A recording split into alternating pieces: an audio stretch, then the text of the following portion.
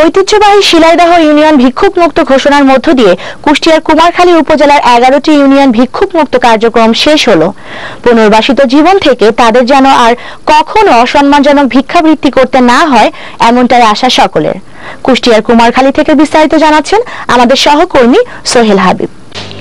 কবিগুরু রবীন্দ্রনাথ ঠাকুরের স্মৃতিধন্য কুষ্টিয়ার কুমারখালী উপজেলার শিলাইদহ ইউনিয়নকে আনুষ্ঠানিকভাবে ভিক্ষুক মুক্ত ঘোষণার মধ্য দিয়ে এই উপজেলার সবগুলো ইউনিয়ন ভিক্ষুক মুক্ত কার্যক্রম যৌথভাবে সম্পন্ন করল উপজেলা প্রশাসন ও স্ব ইউনিয়ন পরিষদ।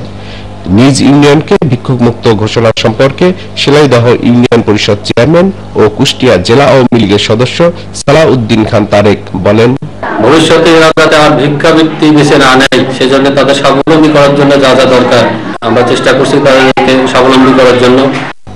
এই উপলক্ষে শিলাইদহ ইউনিয়ন পরিষদ সভাকক্ষে ভিক্ষুক সমাবেশ ও আলোচনা পর্বে প্রধান অতিথির বক্তব্য রাখেন কুমারখালী উপজেলা নির্বাহী কর্মকর্তা শাহেলা আক্তার। শিলাইদহ ইউনিয়ন পরিষদ চেয়ারম্যান সালাউদ্দিন খান তারেকের সভাপতিত্বে বক্তব্য রাখেন ইউনিয়ন পরিষদ সদস্য আব্দুল সাত্তার, শরীফ উদ্দিন, প্রভাষক আরিফুজ্জামান সহ অন্যরা।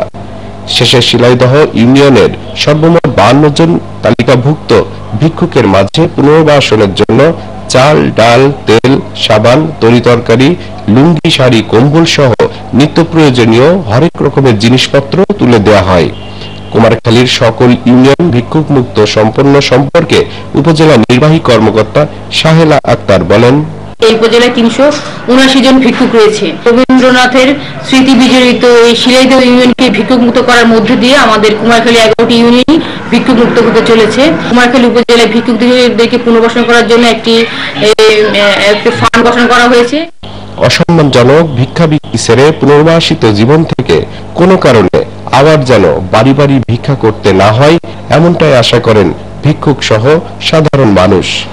কুষ্টিয়ার কুমারখালী থেকে সোহেল হাবিব, বিজয় টিভি।